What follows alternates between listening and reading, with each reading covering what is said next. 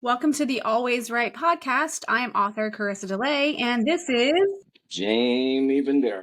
if you could see us on our YouTube video right now, he's putting on his boxing gloves because this is going to be a debate. It's going to be a fight. All right, for our listeners, I don't take them off because I don't lose. You're already giving up? I know how you are. Oh, so you learned early. It's fine. All right, so we're going to talk about, let me make sure you can hear me okay. I'm moving my microphone. We are going to talk about writer's block. It doesn't exist. It does exist. It's like Bigfoot. When I posted that video on my Instagram, my wife says, for your information, writer's block does exist. I'm like, what book have you written? Oh my gosh. Wow, you pulled that? Yeah, I got to buy her a new Jeep this weekend, so I lost. Wait, didn't you just buy a Camaro or something? We bought a Camaro last year, and I absolutely hate that thing. I hate it. It's a Chevy. It's fine. Well, you know, it's the new model. It sets too low, and I've had 2 flat tires in it, and those tires, it's about this much rubber, about $500 a tire to replace. And I'm like, I knew I should have just bought another Jeep. So yeah, I have a Jeep, so love them. Yeah, so yeah, I've had Jeeps and I've had Ford as my main vehicles. At like something, well, in the Mopar family, essentially. Because I did have a Neon years ago, but so Mopar and so Ford. Oh, I mean, don't get me. I'm sorry. I love Camaros. Used to. I mean, I've had 3 or 4 of them.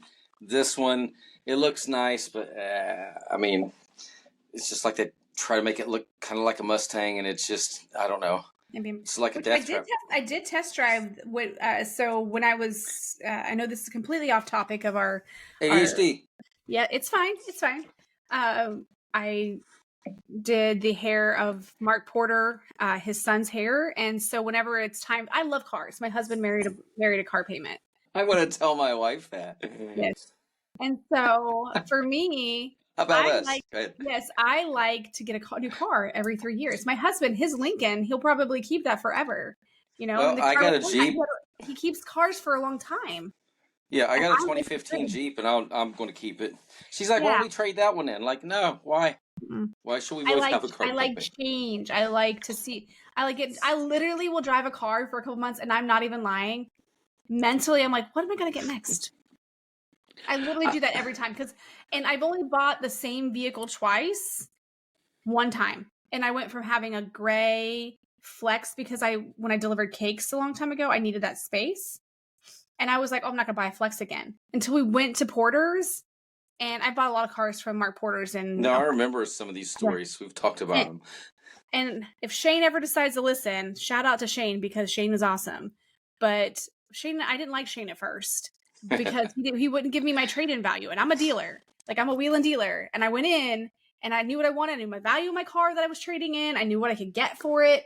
And so whenever we went in, he just didn't want to do it. Well, I was willing to walk away, and they were new in the area. And so it turned out like he eventually worked out a deal. He's like, all right, we found the kind you want for the price point in Kentucky. It's black, and it's got like the luggage rack and stuff like that. And I'm like, oh, this is great. Yes. Tell me when.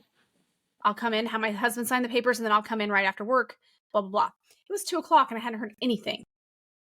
So I text the guy and I'm like, hey, he's like, oh, I forgot to tell you that one's sold. I'm like, well, I tell you what, you guys have given me the runaround. You have until 7:00 today to give me the same deal or better, or I will take my business elsewhere. The same way I got my Mustang too, by the way, but with a different dealership. Okay, I will pass like several Mustang dealerships. I wish you were here so you can go with us. Because like that Camaro was, I don't even want to say how much it was, but the trade-in value after a year, and we got low mileage, is like nothing. Yeah, and I'm not going to accept it. No. Well, it turned out Shane did he not only found because we were leaving for vacation that Friday. This was a Tuesday. We were leaving for vacation that Friday. And I was like, I want my vehicle now so I can have a better vehicle to drive on vacation with more room at the time. And so he worked out. Not only did he go 495 miles to get me the vehicle I wanted, he also threw in like the all-weather track, like the floor mats and stuff. He had my business, and like I work with him ever since then. And like we have talked about driving back to Ohio to take my Jeep back and trade in with him, because he just always worked with me after that point. Well, the cool thing about what you just said is it proves that writer's block does not exist, because you wanted that so that he wrote the contract and it wasn't blocked. It went through. No, that doesn't go. Okay, let's talk about this, because that's not cool. This is writing a deal, because that's different, because you've only got a certain amount of time to write that car deal. No, we're going to talk about writer's block and how it does exist. All right. Yeah. So we've never talked about this. For people who may not listen to the previous podcast, we have never discussed this together, but I do know that Jamie believes that writer's block doesn't exist. And I'm like, I do believe it exists. So let's have an actual conversation about it back and forth organically to see where we stand. So I'm going to let you go ahead and your thing, so then I can go ahead and rebut that whole theory. Okay. So, in the beginning, I had what you would call writer's block, so it kind of defeats the purpose. Wow. But hold up. So, but I think to me it was a state of mind. I would like, I'm trying to write this song, or I can't finish this character. And this was years and years ago, and I'm so stuck. I've been stuck on it for forever. And like even now, like Scott and I, my partner Scott Stith, we started writing a song last week, and the first verse and the chorus came to me. Second verse hasn't. I don't push it, because when I'm inspired is when it would grab me. But we wrote a B section, fell right together, and it's been that way for me for years. I don't really write lyrics anymore. I swear to you. It's like if I'm going through Walmart and there's a song on in the background, and you know what it is, but you can't quite place it. And then you're like, oh, that's that song. And then you can hear the words, the lyrics, and it pops in your mind. That's how writing is for me with songs, with books. I never really force it. Now, if I'm researching something for nonfiction, then yes, I understand. It's a different thing. But I'm talking fiction or songwriting. So I have a friend, Sahaj Tikkanen, for the band Raw. This guy has written music for everyone, and one of the most phenomenal producers and singers out there. He sounds like Sting from The Police if Sting sang for Metallica. The guy's just phenomenal. And he wrote an article for Raise Your Voice, and he was talking about, for him, he said, writer's block does not exist. He said, you're either inspired or you're bored. And he said, that's my take on it. And for me, it was like a wall came tumbling down. I'm like, oh my gosh. When I've said in the past that I've had writer's block, I'm up against the wall and I can't get through. And it makes it worse for me. I can't get through. I get ate up with it. I have to walk away from it. But as soon as I flipped that switch and I started telling myself writer's block doesn't exist, I'm either inspired or I'm bored. So if I'm writing and nothing's coming, I'm like, okay, I don't have the excitement, passion I had 5-10 minutes ago. I'll walk away, and then I may be humming it or thinking about it, and then bam, it unfolds again. So I'm always like that. I'm either creatively on and flowing, or I'm like, okay, I'm tired of this. And me always saying I'm ADHD. I've never been tested, but I'm pretty sure that's the case. You know me. I'm here, there, everywhere. And I think that's what it is for me. It's hard for me to keep my attention on something for very long, or that's not always true. I will, but I forget everything else. I've written fiction books like the Chaos Pendulum, the second in the Crisis trilogy. Wrote it in like 5 days. I didn't do anything.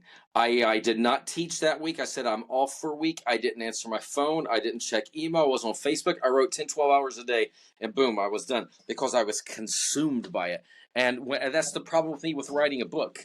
When I get in a book, I do get pretty consumed and forget all of life. So, like, as I'm writing more fiction, it'll be like, I got to take a week off teaching, gang, because this is all I'm going to do, because I'll be inspired. If I write, but I can do it without. I can write in the morning, and I used to do this, and I'll get back into it because the way we're pushing books out now. But I get up at 5 a.m., and I write 5 to 6, and as long as I'm inspired, I'll let it go. I'll give myself like a 2 to 3 hour window.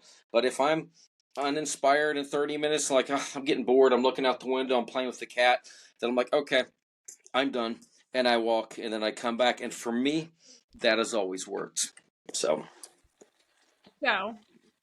your statement is that writer's block is just boredom, and so therefore people don't continue to write because they're bored.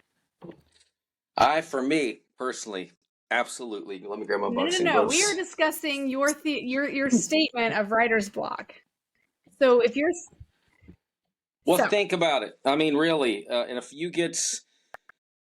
if your creative mind is flowing, it is open. It is for me. But if I'm like, man, I'm losing that inspiration, a lot of times in the past, I didn't realize I was just kind of getting a little bored. I was losing it.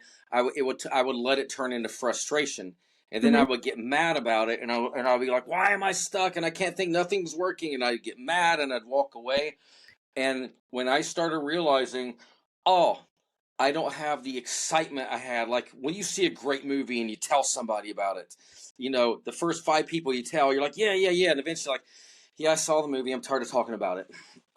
That's what happens to me, Or So I mean, I can agree with the fact that when you tell a story the first time, it's probably a little bit more detailed than when you tell someone the second time, because yes, you get tired of saying the same thing over and over again. Where you're like, oh, this actual detail wasn't important to get the story across. Because I'm a storyteller. Like, if you want to know something, I'm gonna be like, how much time you got? Because I'm gonna tell you the backstory. I'm gonna Tarantino it. I'm gonna like come back and we're gonna come to I'm gonna give you the beginning, what happens, but let me tell you how we got here. That kind yeah, of thing. So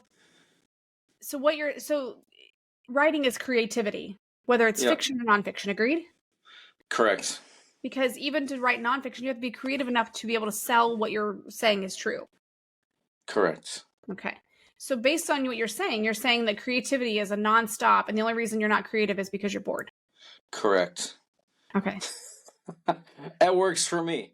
All I'm right. not. I mean, I would never sit here. I mean, I love this debate because I would never. If someone came to me and said they had writer's block, I would say yes. You're either creative, you're on fire, or you're bored. But I do understand. I mean, I would never negate your part because I do know people like, man, I've been stuck for 3 months. I can't write. I do not know what's wrong with me.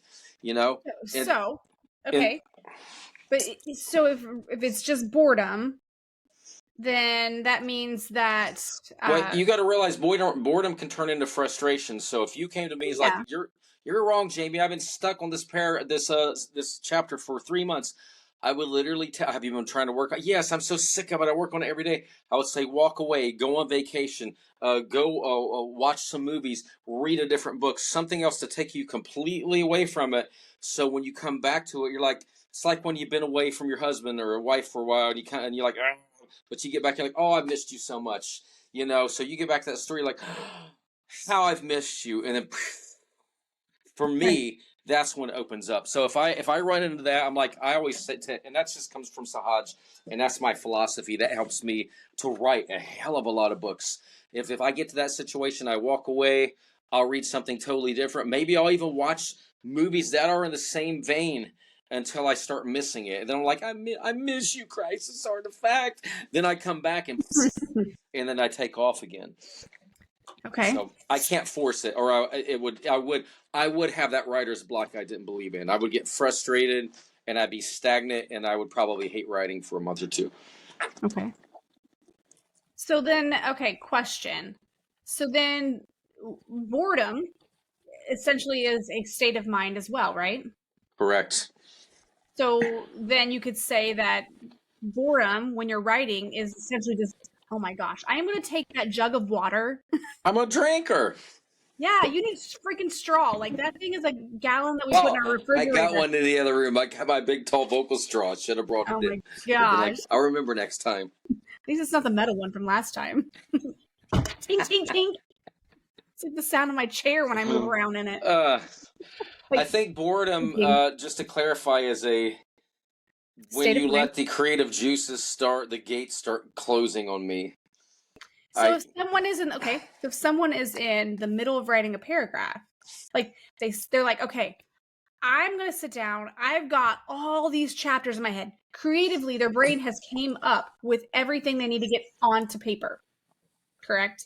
So they've got all this stuff. Like, I know what I need to write. I know how to get it down. They start writing it. They start writing this, but then they get like a block. Like they literally can't figure out how to get what's in their head onto the paper. It's not because they're bored. It's because there is something blocking them from getting that from their brain to the paper momentarily. How did that happen though? If they had all the ideas for the book, Well, just because you haven't experienced it doesn't mean it doesn't exist. Oh, well, but see, I still think writer's block don't exist. I'm either bored or I'm creative. Okay, so you're calling writer's block boredom, where I'm saying it's literally a block. Something is stopping you from that creative process. It's kind of like as an artist with paint. I've had people straight tell me, okay, and this is a perfect example. There was an accountant in town who his whole like room was nothing but Ohio State University memorabilia, like pictures, and he messaged me. He said, I wanted a Karisa delay painting. He's like, so come to my office. Let's figure out what you want to do. It's because I want to map out where we're putting it, what size canvas do we need, and what does he need on his wall, because he's already got all these other things. So I went over, I met with him. We measured the space. We knew what kind of canvas we got. I went out. I was excited. I went out. I bought the canvas. I knew exactly what we were painting. Okay, knew exactly. It wasn't like a creative process. The creative process was me putting the paint on there, moving the paint around to create what we were creating, because he wanted the style in which I do. 2.5 years later, I gave that painting to him. I would remind him, hey, I'm just not feeling it. Like, I'm not feeling putting that paint onto the canvas. I know what I got to put down there. I'm just not feeling it. I'm not feeling the energy to make it what I want it to make, because then you were bored with it. No, I wasn't bored. Because when I'm in the mode of painting, I know what I'm trying to get there. I can't get it on there if I don't know how to like get in that space. Okay. I could have sat down and done it. I could have easily sat down and done it. But your creativity wasn't fully flowing. Just to clarify for this, I would not disrespect anyone who's like, yes, I got writer's block. It's been around forever. This is a disrespectful podcast. This is no. But for me to say that, and I stand by it. I acknowledge that, for the record, writer's block does exist. But I've seen it. I've had others. However, I can't live in that state of mind anymore. And I haven't for over 10 years. And that's why I've done it. So your situation where you ran into that situation, it'd be like if I'm writing and you were painting and you're like, I can't go into that creative spot. Maybe I wake up one morning, I'm like, I know everything like you said, you know what to draw, but you can't get into that creative space. To me, I would tell myself, there's a literal block from keeping you from being creative. And I know, and I would say to me, this is just for me. And anyone watching, you can take it or leave it. I would be like, I just must be bored. I'm not feeling it. The creative juices aren't flowing. I'm not on fire. I will walk away from it, and then maybe an hour later, maybe the next morning. But I don't think boredom from just the subject, because essentially, if you're bored and you go find something else to do, you're really not bored because you went and found something else to do. Well, I'm bored of the subjects. No, that's absolutely correct. Okay. Yeah. So but essentially, it's you're bored. So something is making you bored. Something is blocking you. Boredom doesn't just, come out of nowhere. No, for me, I don't know if it's because I'm always doing a million things. You're the same way. You're all over the place. You're highly intelligent. I'm surprised doesn't happen to you the same way. And I'm like I said, I got to take care of the cats. I got to write this song. I got 13 students. And then I'm like, I'm not in the mood. And I lose. Go ahead. Go ahead. No, you go ahead. Well, I've said this before, functioning ADHD. So let me tell you the thing is, I do get in a situation where I have all of these thoughts because I think of, I see you. Slowly lifting the water bottle. I love this podcast. They'll never know. I like when I laugh like it. It reminds me of an old friend of mine. She passed away, Shirley Newman. She go, so I think that's why I do it. If you guys want to know or see what's happening and why I'm getting in these, what are you doing modes, you can go to our YouTube channel and you can see Jaime and his large metal thing that he'll have, or his big gallon of water he has right now, literally the big ones you buy from Kroger. You should probably just get one of those ones that people eventually stick their pennies in and just have a long straw from it. No, that's where, like you said, you like change. That's where I like to put my change in one of those big 5-gallon things. You should just refill that and start drinking from that. Just refill it and that's your water bottle. Now, what were we talking about? Squirrels? I can't remember. So, when I am in my process, and my husband can attest to this, so even the people that I video game with, because I play video games all the time, and sometimes I can be doing something, and this is how I keep myself going and try to, this has worked for me, moving my space into my bedroom. I have an L-shaped desk. I have my behind this thing here. I have my gaming console, like my gaming computer back here. And she's got the cover for her latest book coming out soon on the wall too. Yes, I do. Yes, I do. I love that cover. I do too. And I have a really exciting idea for the back cover to where it's going to do kind of like the same idea where it's painted in like It's the a bud. gold.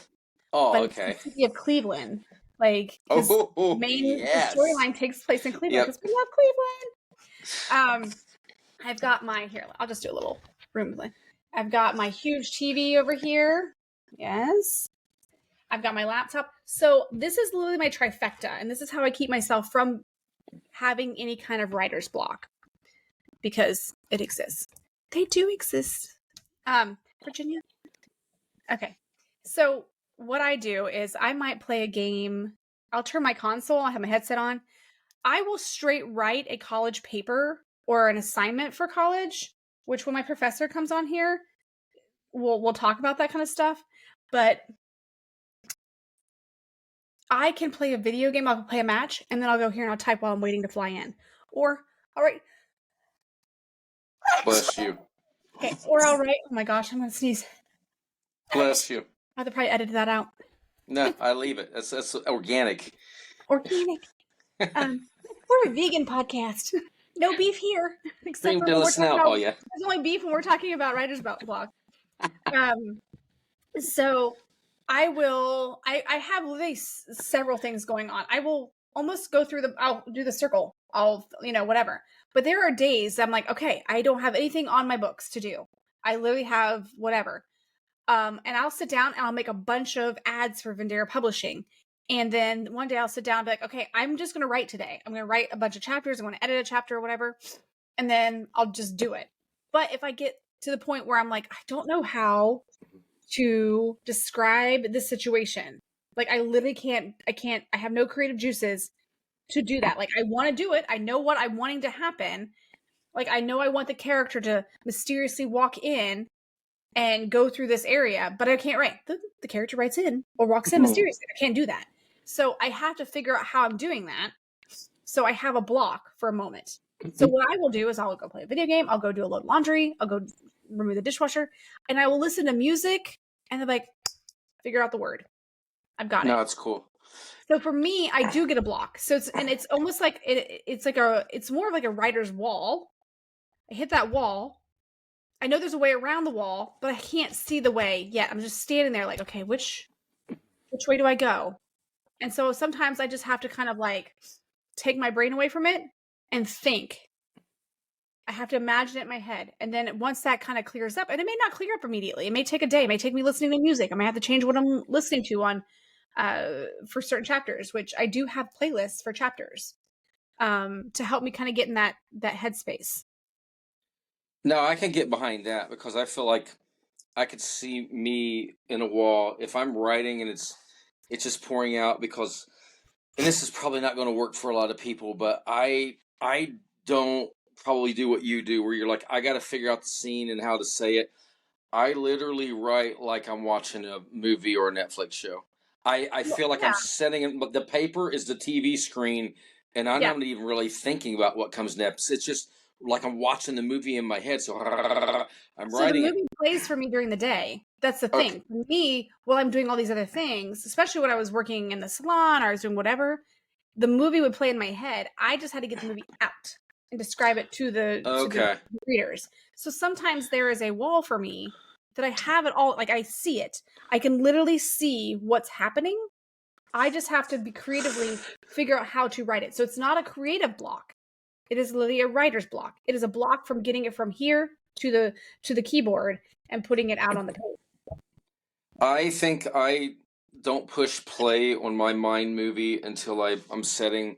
I use an iPad or an iPhone, and I get the Apple Magic Keyboard, so I'm an Apple person like you too. I don't think about it through the day because I'm singing or I'm teaching. But as soon as I get in there, I might read a couple of the previous paragraphs, and then boom, I unpause it, the movie in my mind, and then I start letting it flow. When I get to a point where it's paused on its own, sometimes the internet freezes and your movie freezes.